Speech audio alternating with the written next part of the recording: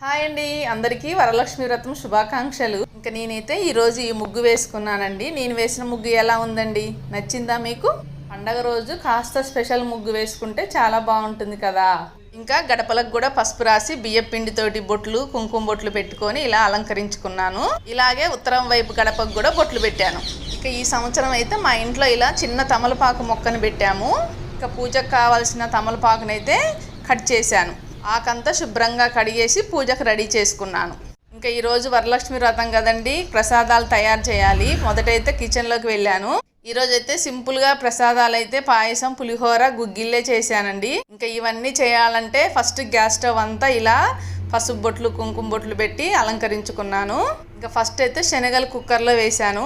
ఒకవైపు శనగలు, ఒకవైపు పులిహోరకి వైట్ రైస్ పెట్టాను గ్యాస్ మీద.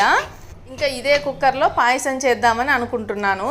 కుక్కర్లో పాయసం చేస్తే త్వరగా ఉడికిపోతుందని ఈ మధ్య యూట్యూబ్లో ఒక వీడియోలో చూశాను. సరేలా ఈసారి ట్రై చేద్దామని చెప్పేసి పెసరపప్పు, బియ్యం ఇలా నానబెట్టి ఈ బియ్యంతో పాటే పాలు యాడ్ చేసుకోవాలి. అలానే కాస్త నీళ్ళు కూడా యాడ్ చేసుకోవాలి. ఇంకా పాయసం అయితే 3 విజిల్లకి కరెక్ట్గా సెట్ అయిపోయింది. ఇంకా పులిహోరకి రైస్ కూడా ఇలా చల్లారబెట్టాను. బెల్లం వేద్దామంటే కుక్కర్ కాస్త చిన్నగా అయిపోయింది. అప్పుడు గిన్నెను మార్చేసి అప్పుడు బెల్లం యాడ్ చేశాను. ఇలా పాయసం చేయడం వల్ల టైం సేవ్ అయిపోయింది. టేస్ట్ కూడా చాలా బాగుంది.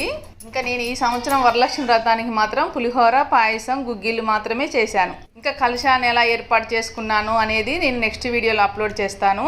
ఆల్రెడీ మా పూజ వీడియో అప్లోడ్ చేసేసాను. ఓకే అండి, వీడియో నచ్చితే లైక్ చేయండి. Thank you for watching.